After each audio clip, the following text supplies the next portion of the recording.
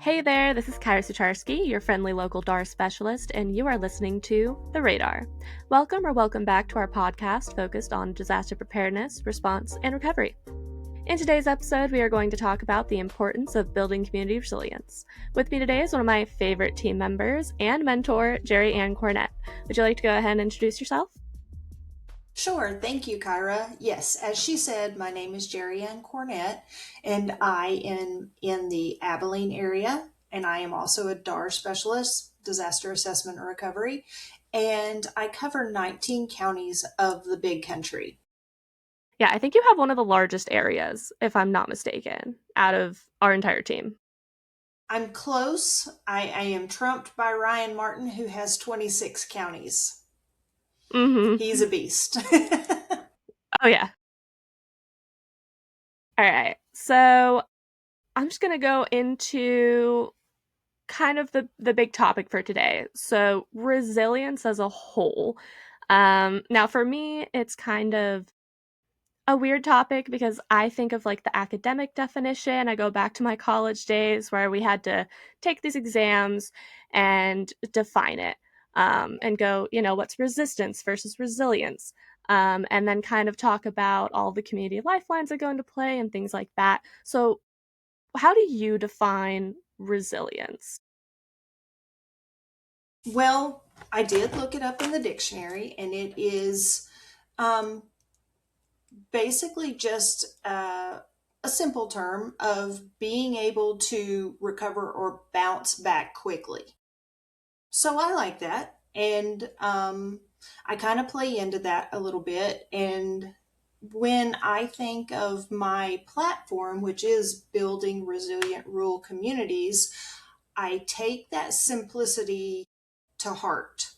Because if you look at our rural communities, they are the heart of our country and they know how to truly be a perfect example of resilience for the most part. Hmm. They are remote, they have very, very limited resources, and so they really have to know how to take care of themselves. Yeah, that's a great point. I think when we think about community resilience, I feel like you have to separate the two, right? So there's kind of urban communities, and then you have those rural Yes. communities.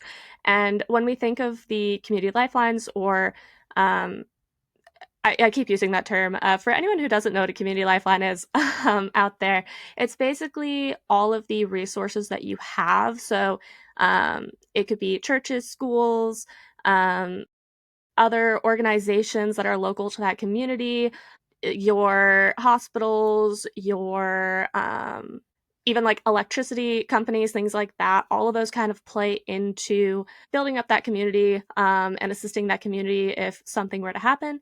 And so when you think of like an urban population, like I'm based in the Austin area, we have a whole lot of resources here. It's a huge city. Yes. We have plenty of people running the emergency management office here. And then you think of the more rural areas, and they may not have as many or as. Right. Right. Right. Well, and that's really where the separation really begins, is because you have two kind of different conditioning mindsets. You're not wrong in that urban is used to having fully staffed fire departments, for instance. We'll just lean into the fire departments right now, because they have people on staff 24 hours a day and they're paid. Then you come over to the rural side, which I'll go ahead and define that platform for me, is living in a county that has a population of 1,515 over 260,000 acres. That's not very many people in a very big area. So we do not have fully staffed fire departments at any time. All we have two very small volunteer fire departments that are staffed by people who work full time jobs. We've got a few retired folks that kind of assist with the fire department, and the response time is considerably longer than it would be in your area. Our guys have to get the call, stop what they're doing at their full time job, drive to a department, and decide who's on what truck. I mean, they know their routines, obviously, because they're very good at their job. But just that time frame. And then if they cannot handle the fire situation that they're going into, they have a good 2 hour window before response resources of any kind of magnitude can come help. So, regardless what they're going into, they know they've got to handle it for about 2 hours.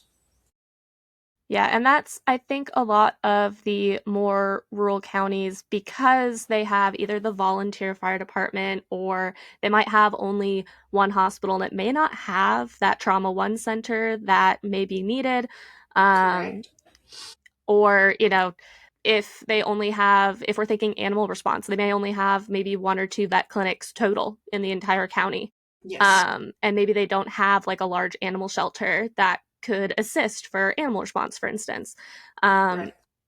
these are things that, those more rural counties or counties that have lower populations, they kind of have to reach out to their neighbors and say, hey, in a time of need, can we get some assistance from you? But as you said, it might take, 2 hours or more for those resources to come into that county to help either fight fires or if they only have one ambulance in the county, if a neighboring county has to send in an ambulance, it might take a little bit longer. So it's just some things to think about. Right. And those windows, for the most part, are anywhere from 30 to 45 minutes of a quick drive away. So nothing here is instant. So going back to what you said about you've got to rely on your neighbor, that's the actual platform that I'm leaning into for my building resilient rural communities, to really get back to that grassroots approach and start reconnecting our communities and having town halls and having community meetings and trainings and try to get our folks more aware of what they can do to help, and actually give them some self sufficiency training so they're a little bit more prepared for those situations. And I think that will kind of bring back that resiliency mindset in our rural communities. Not that we've gotten so far away from it, it's just we have, younger populations coming up that may not be aware of what their grandparents and great grandparents have lived through, because that was a generation that just, man, they knew how to handle things because they were so used to doing it on their own and not having resources to rely on.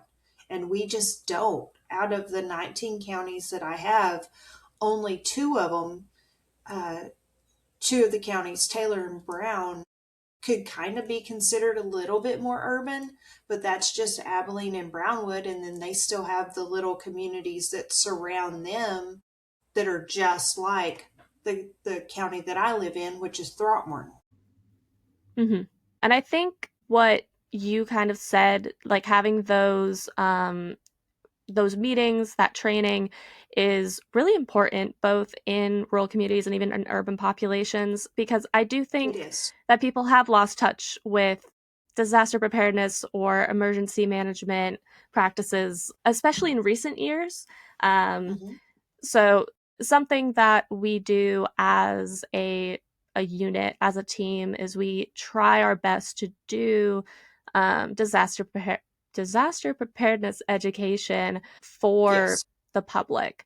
Um, Yes. and I think that that is something we absolutely really need to be pushing into our Yes. communities because it really is going to make the difference between a resident who, has received that education, they know what to do, versus someone who does not and may need additional assistance that may not be available in that time. Right.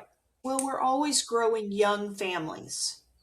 Mm-hmm. We're at no shortage of young families. And this is kind of like, how can I compare this? Maybe knowing how to write your first check. You don't just naturally grow up knowing how to do it. You have to learn it at some point. You can't just assume, a young person that goes and gets an account knows how to write a check. That's not something we do every day. So many people lean into cards and that kind of thing, but there still is that need. So you can almost kind of look at knowing how to prepare yourself, your residence, your family, even your vehicle in certain situations is not something you have to think about every day, but it is something you need to know how to do and why to do it. Mm-hmm. And then going back to the difference between a smaller rural community and a larger city, for instance, uh, a direction that the cities could go is you take uh, an area like a block or two and make your own community within a community. And you have block parties, which then could turn into um, knowing your neighbors, knowing each other's prepared, knowing who your humans with a little bit more of a need, elderly, shut in, those kind of things, they might need to be checked on. They're still part of your community, your block, if you will, but we just need to remember to look out for those folks as well. So that is building community, whether it's rural or whether it's urban. Mm-hmm. And I know that you mentioned this before, which we do have, I don't know if I would call it like a large influx of individuals, but we do have individuals who, move to Texas Mhm. like daily, and that could be said for Yes. any state. Um, but there are a lot of people who do move here and they might not know about disasters in Texas, or they may not know what it's like to live in a more rural area Yes. because they might have come from like a big city from a different state. I've had two things happen recently. Yes, exactly. Really, where I was going with that.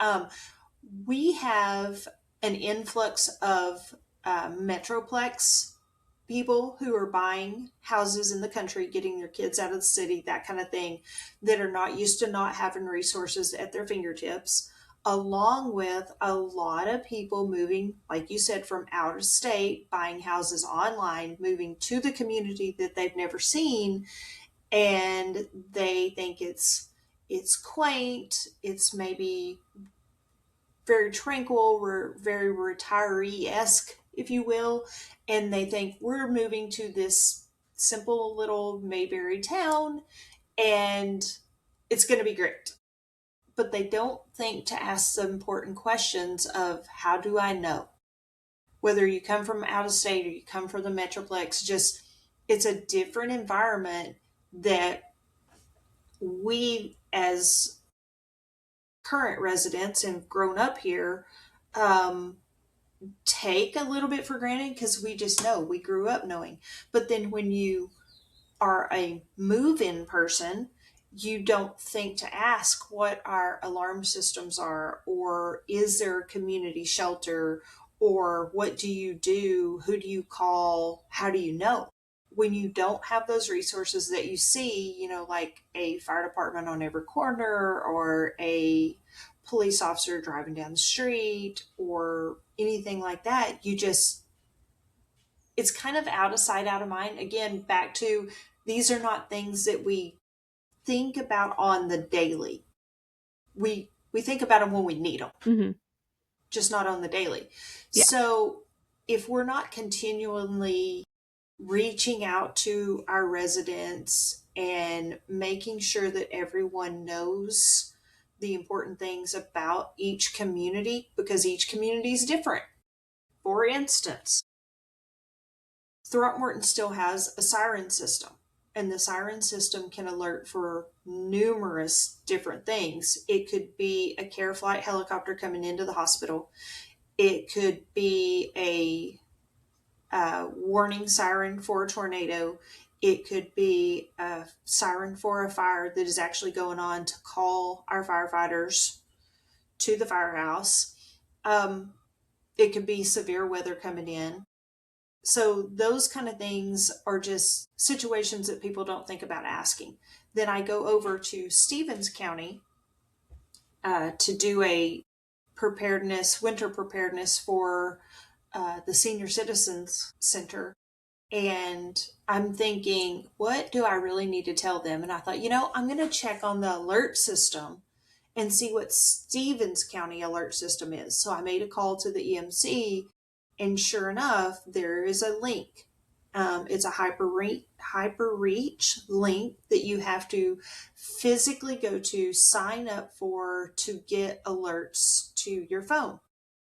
It was a new system, and they're still kind of working through it. So when I did my preparedness program for the Senior Citizen Center, I asked them, how do you guys get your alerts? Is it TV? Is it radio? What is it?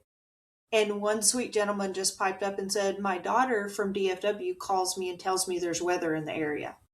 And the rest of them really didn't know, because used to, we had alarms, and this was a long time ago because I'm old, you're not, but we had alarms that came over the TV. They were broadcast in local, and it would shut down whatever TV program and say, this is a severe weather alert, that kind of thing. So it was very aware. You were very aware. Now you don't know if you need to sign up for Code Red or the HyperReach or what if you don't ask. And then how do you know who to ask? So for our common everyday resident, there's a hole in our system to where we're not reaching them because they don't know what to ask if they don't know what to ask. And then they don't know who to ask. So if we're not going out and finding them and saying, hey, you may or may not know this, but your alert system is X, they don't think about it until it's too late. Mm-hmm. So if we can change the mindset of, instead of being reactive, let's be proactive, or I kind of have a catchphrase of let's be proactive so we don't have to be reactive. It just makes life easier for everyone. Yeah, certainly. And I know that obviously we need to go out there, we need to reach the people. I think local emergency managers or anyone who's kind of in that emergency management role, regardless, the primary focus for us should be getting out into the communities, telling people what resources are available, telling people what they need to know in case there's an emergency. But I do want to ask, without us personally going out to every single resident, which depending on the county, depending on, the personalities of the people living in the county, it might be a little difficult to get to every single resident.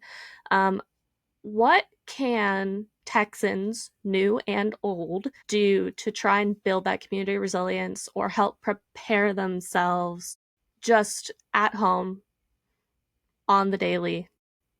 Things that they can do, either for themselves, for their neighbors, for their community. Well, first is acknowledge the awareness. Acknowledge that you need to know and you need to lean into preparedness, period, regardless what community, large, small, what state, anything. There's so much online. But again, just that proactive mindset of I need to make sure that my family has a emergency preparedness car kit. I need to make sure that I know where my shelters are, what my alert system is, make sure that I have a survival kit for a shelter in place for my family, 72 hours worth of food and water. Just leaning into that proactive mindset. Again, it does not matter if you're urban, if you're rural, if you're Texas, if you're Arkansas, California, it doesn't matter. The fact is, you have to first and foremost be responsible for you and your family. And then after that, You can share information with your neighbors. But it is just that kind of sustainable mindset of knowing that you know how to take care of yourself and your family. And then us as DAR specialists on the daily, since we're under the A&M umbrella, our blue sky job is to educate because we are under the Texas A&M system, which means we're an educational entity. So this is our platform to push newsletters, to push trainings, to push information like your podcast, and just bring that awareness to the forefront because we don't know that we need to have a proactive stance or a mindset shift until we realize that we do need to. Because you Mm-hmm. don't know what you don't know until you're told. So Very again, true. you can't just always assume that you know the right questions to ask. So it is really just leaning into it and knowing how to take care of yourself, your family, your neighbors, and leaning into educating yourself on those topics. So, we've kind of spoken about how we can help improve resiliency, how Texans can improve resiliency. Um, do you think that there are any major obstacles to building that community resilience? Like, is there anything that may prohibit that, I don't want to say advancement or improvement, I guess, to that community? Well, it's funny that you asked that because I was kind of contemplating that in my head, you know, kind of like what I would bring to the table. And we're in such a communicative world, but we're so far apart at the same time. So we're inundated with information, but is it applicable information? So, in other words, we're close together but separated at the same time. So, what I'm trying to work in my communities to establish is more connection because at the heart of all education and preparedness is communication. So we as specialists have to figure out a way to really get that information out because humans are just inundated with so much. But is it important information or are we just kind of muckling through entertainment? Mm-hmm. So if we're not, and we're not entertaining. This is serious stuff that nobody really wants to think about or listen to. But we really do need to try to figure out a way to communicate where people will take it seriously. And I think that is the hurdle that we face is getting people to realize this is important information and you may learn it and never use it in your lifetime. And I hope that for you. I do. Because if you're having to use it, it's pretty severe. And I don't want anybody to have to go through that. But it's like when I teach the kids, I ask them if tornadoes and fires and hurricanes are scary. And of course, they're like, oh, yeah, they're very, very scary. And I'm like, okay. So we talk about how to be prepared and how to understand it and how to know what to do and those kind of things. And then at the end of a training, I say, now, are these disasters like tornadoes and severe weather and hurricanes as scary? And even the littles, all the way down to third grade, go, no. And I said, why? And they say, because we know what to do. And that just makes my heart happy because if we can actually reach them as young as third grade, then that puts a shift in their mindset to have a preparedness understanding that they need to go through life knowing that they need to know what to do in situations.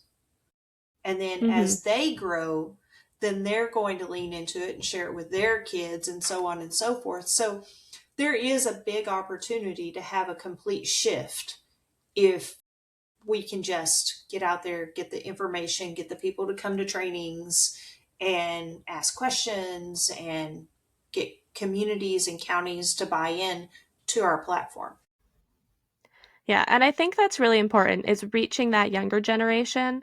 Not only because, they are the future, but they do go home and they will tell their parents what they learned that day, or they will tell their Yes. grandparents what they learned that day. They'll tell their Yes. friends, their cousins, whoever will listen. And Well, that's and great that because sparks a then they're going, conversation. Yeah. And that mm-hmm, does spark a conversation because we learn from our past what to do for our future. So when you bring the next generation and the previous generation together and you get them to talking, then there again, that is another mindset shift. We can learn so much from our senior citizens. They've forgotten more than I will ever know. But I love going and doing preparedness with them because they give me ideas that I haven't even thought of. And then when I take that to get to educate, a younger elementary class or junior high class or something like that, I get to transfer the information to them and then they start talking about it. And like you said, then they take that information home and that kind of creates a whole wheel with preparedness at the hub. mm-hmm. Now, you've been, I think, okay, so you technically have been a DAR specialist for slightly less time than I have, but I feel like you've been with Extension for a while. Um, Yes. have you seen any real world examples of community resilience throughout your career, either with Extension or with your time at Tatum? Because you did serve in Tatum as well before coming back to Mm-hmm. A&M. I did. Yeah.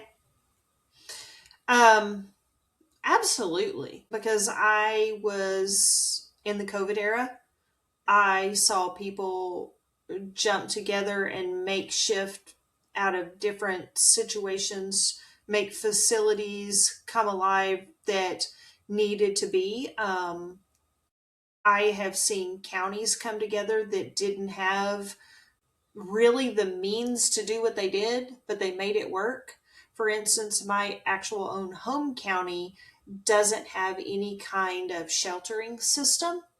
We're just not equipped with extra buildings or anything. And we found a way to shelter some people in our youth center that did not have electricity or heat or anything, but we had some propane heaters that different people could come by and donate.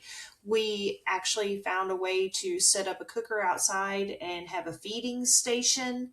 Um, People's homes were frozen up. We brought in bottled water from different communities that donated it, and we made it work. We found some cots and that kind of thing. And so that bit of resilience here pushed a new mindset into opening some kind of center where we knew that that was our designated sheltering center.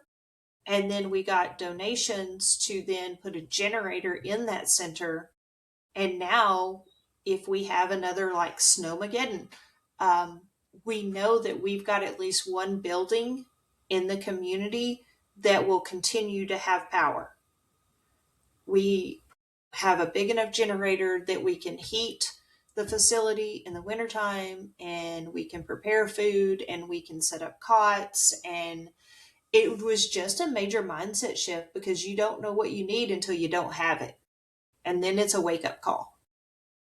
So Mm-hmm. between seeing how we reacted to COVID, how we reacted to the severe weather in 21, having worked through the Panhandle fires, having worked through severe storms in East Texas, and having to work through Kerrville in a disaster, communities jump into action, and the people you would think would never have participated are the first ones to show up. So we're all out there and we're all bought in.